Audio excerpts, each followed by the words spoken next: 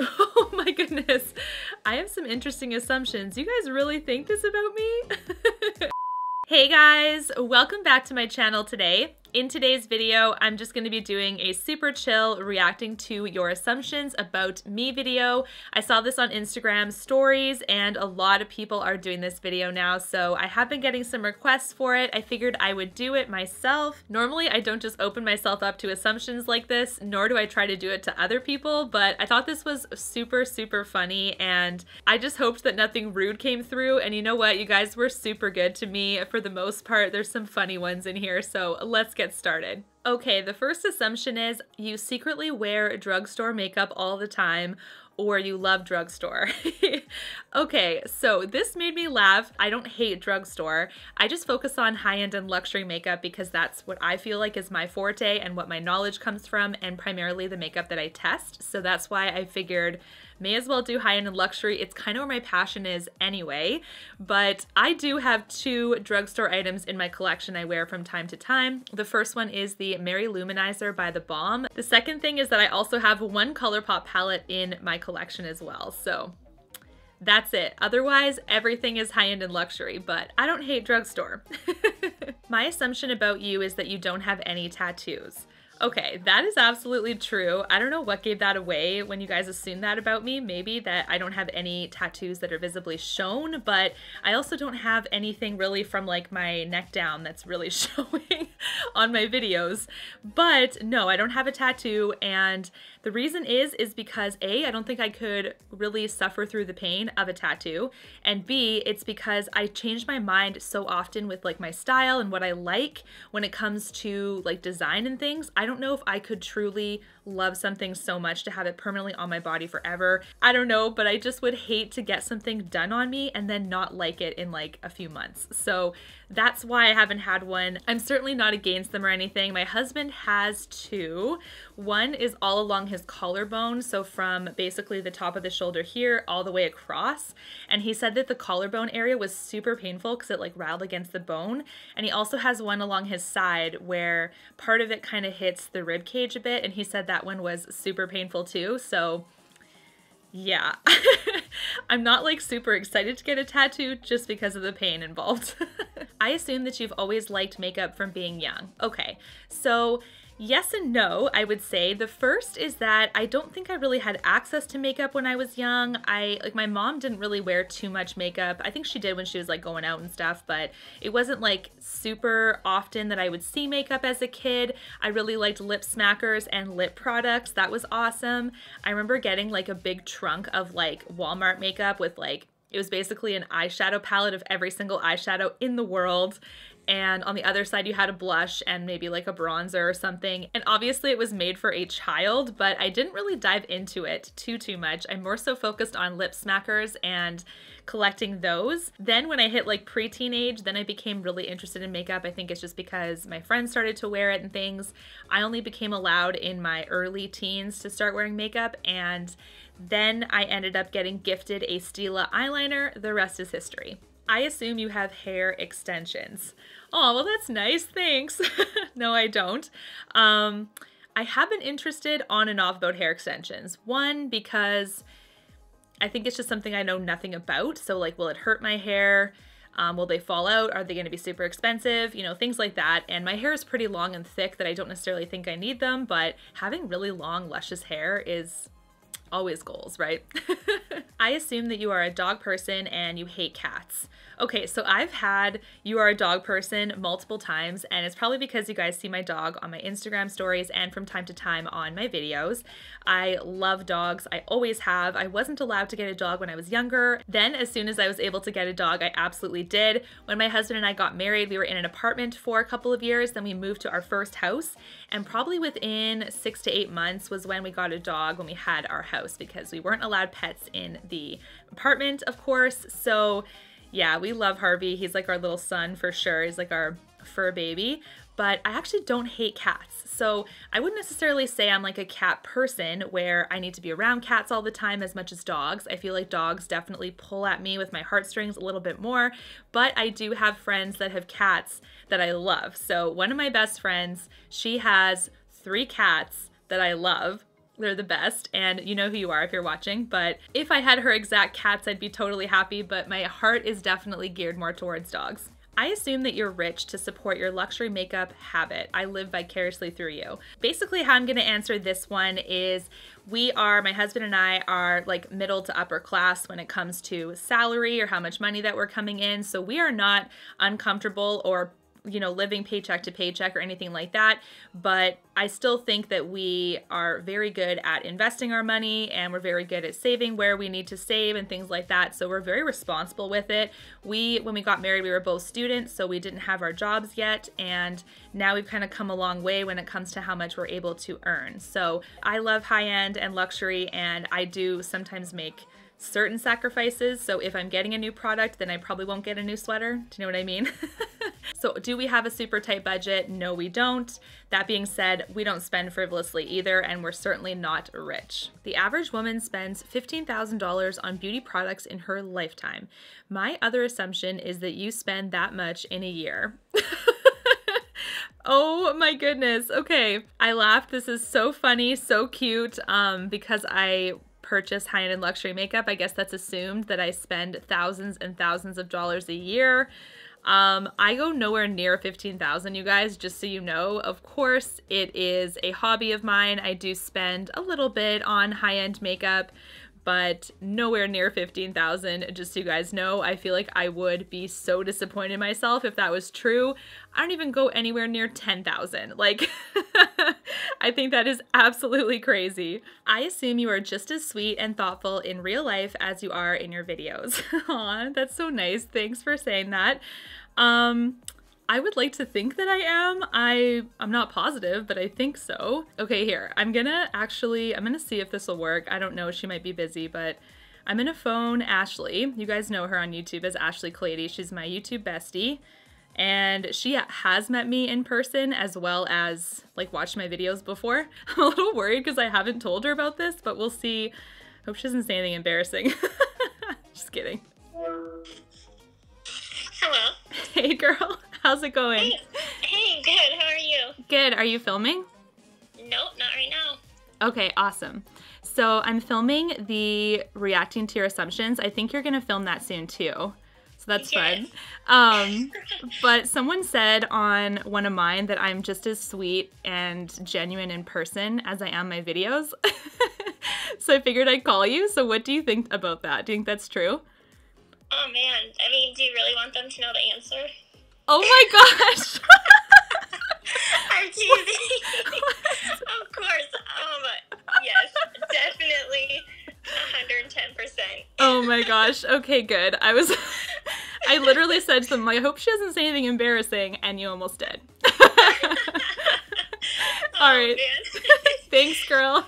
Yeah, have fun filming. Thanks, bye. Well, I guess we know the answer to that one. I assume that you were the girl in high school that was able to get along with all groups or cliques. Yes, actually, I do. I laughed and smiled when I saw this one. So I would say too that when I was in high school, I think I had like one or two like really close best friends, and the rest were just friends that I hung out with from time to time. I wasn't necessarily in like a permanent group. I was kind of like a floater, I guess, so to speak. So I would hang out with some of these girls sometimes, hang out with some of those girls, and was friendly and happy and kind to everybody, I felt like. I assume you had doubts about starting your YouTube channel, but either way, I'm so glad you did. Well, thanks so much for saying that. That's so nice. Yes, I did have some serious doubts over it. I did think people would judge me, and I think it's just because I was in my own head. I was letting my anxiety control my thought life, and when that happens, you just feel so crummy, and it can be so detrimental to your thought life and to your self-esteem and everything. So I know that that's something that can sometimes get me if I'm not careful.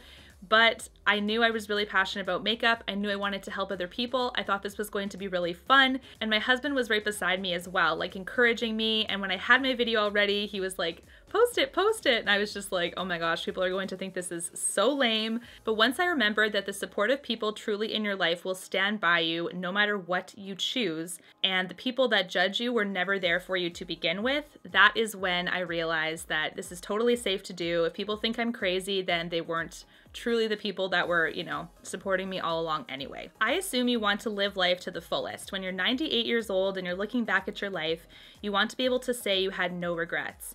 I also get the sense that you are your own greatest critic and that you can be a little too hard on yourself sometimes. I love your channel and I think you're awesome. That is so nice. Thank you again. That's so nice. I would 100% agree. The only person that can hurt me the most is me, which is crazy, but it's true. So I feel like when my anxiety is completely out of control or I'm doubting myself beyond measure, those are the days where it really, really hurts me. And it's just my own thought life and me basically critiquing myself and not chilling out and just being like, okay, Jena, you're trying the best you can.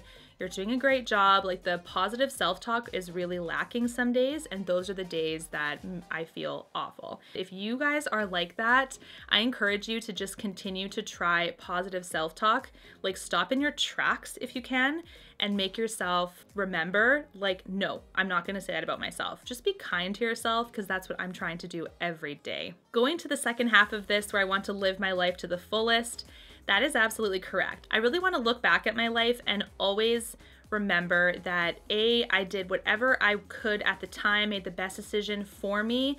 I thought things through. I didn't leave anything behind. I didn't forget to say sorry to someone that I hurt. I didn't, you know, try that new food, new travel place, new clothing style, whatever, you know, like those seem very simple things, but basically, like, I just want to look back and be like, you know what? I feel like I made the biggest difference that I could on my friends, my family, and my community. So actually, if I'm not careful, my anxiety can sometimes like try to steer me where I think like, oh, maybe I'm not doing enough or whatever. But those are definitely days where I'm recognizing it is poor self-talk and that I should be changing that and encouraging myself, staying confident, and remembering the things that I have accomplished and how much I do care for others and things like that. So I absolutely do want to look back and be like, yes, I lived a really good life. I assume your luxury taste does not end in makeup. I assume you have luxury taste in food, clothing, and also purses. Okay, this made me laugh because it's like, kinda. When it comes to clothing, there are some pieces that I would say are more expensive than others in my closet. Usually those are basics, so I like to spend more money on things that I know I'm going to be wearing longer term, like an investment piece. So like cardigans or sweaters or things like that, I don't mind spending more money on because then I know they're going to last me a number of years. Whereas things that are more trendy, I typically don't really bother with spending so much money on in case the trend runs out and then I am stuck with a piece that is so expensive that I never wear again. When it comes to bags, I prefer to spend a bit of a small investment on a bag that I'm going to be wearing every day or something that is really made well. And that is something that with makeup and bags, those are kind of two and two, that they are for the most part high-end and luxury.